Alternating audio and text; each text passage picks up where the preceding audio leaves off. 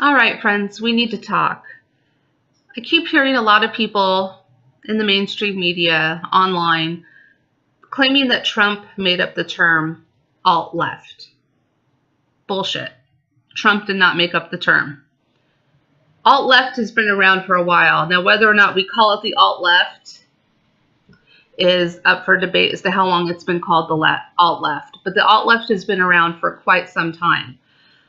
The alt-left was created under Barack Obama. So what you're seeing in this country today is the creation of 8 years of Barack Obama, President Obama. And Black Lives Matter was formed under Barack Obama. The Ferguson riots were Barack Obama. Baltimore riots, Charlotte riots, all Barack Obama. And I never remember President Obama going out and condemning the violent acts by Black Lives Matter, by the Black Panthers. And so when people are coming out and saying that President Trump did not go far enough in condemning the actions of the groups in Charlotte, it's really pissing me off. Because President Trump went out prematurely, in my opinion, and gave a statement. Because the media, the president's got to make a statement. The president has to make a statement right now, right now. The event wasn't even over. And President Trump came out and condemned the violence on all sides. Good for him. And then Monday he came out again and he condemned the violence on all sides. He mentioned the white supremacists, the KKK, the Nazis. He also mentioned the alt-left. He didn't come out and specifically mention Antifa, Black Lives Matter, or the Black Panther Party, which is the only thing that I'm disappointed about in what he has said, is that he should have named those groups as well. But for the people that are coming out and saying he didn't come out and give us strong enough statements, and they're crying on TV. Did you see Van Jones crying? The man who said that the election was a white lash? Well, yes, it's a white lash against idiots like you who divide us by race. I did not vote for President Trump because he was a white man. I voted for him because I thought he was the better one to run the country. He wasn't running us headfirst into war with Iran or putting troops on the ground in Syria. I voted for the one who was against war. Anyway, President Trump did not coin the term alt-left. They have been around since Barack Obama. In fact, they were created, especially this Antifa, under Hillary Clinton. And James O'Keefe at Project Veritas is the one who exposed it when he did those undercover videos, and he caught people going to Trump rallies, pretending to be Trump supporters and giving Nazi salutes when the people that were later found out to be giving those Nazi salutes were in fact, guess what? Bernie Sanders supporters. Just like Heather, who got hit by the car, was a Bernie Sanders supporter. So they also were formed under Bernie Sanders, who, by the way, I hope goes to jail for the rest of his life for the things that are going on in Burlington. But I digress. The alt-left is not, or Antifa is not anti-fascist. They're not. They can call themselves that, but they're not. I don't know of anyone who's anti-fascist who's for destroying artwork or history. My God, they're on the same side as ISIS, for God's sake, who just did a terrorist attack today in Spain. That's who they're on the side with. That's pretty sad. But under Hillary Clinton in the Project Veritas videos, they were calling the people that were going to Trump's rallies to throw up Nazi salutes, to call people racist names, and to get people to, at the Trump rally, to punch them and cause fights. They called that bird dogging. Look it up. It's on YouTube. And so this is something that really started in earnest under Hillary Clinton's campaign, supported by Bernie Sanders, supported by the Democrat Party in general. And so, these groups calling themselves, Antifa are just, it's not a term that President Trump coined. They've been around, and they are the alt. I guess if there's an alt-right, there has to be an alt-left. And these groups, they keep us divided. We're never going to be a country united as long as we have groups like Antifa, social justice warriors, white supremacists, black supremacists. We're not going to have unity. We can be diverse. But the problem is that the Democrat Party has made a career out of separating the diversity in our country by isolating the diversity in our country, by playing identity politics, by saying, well, you'll never have equality for Native American people or Hispanic people or black people until you suppress the white people. Well, then you're just going to get the white people to rise up and fight back for their rights, because you're not looking for equality. You're looking to start a fight. People need to come together and be smarter than this.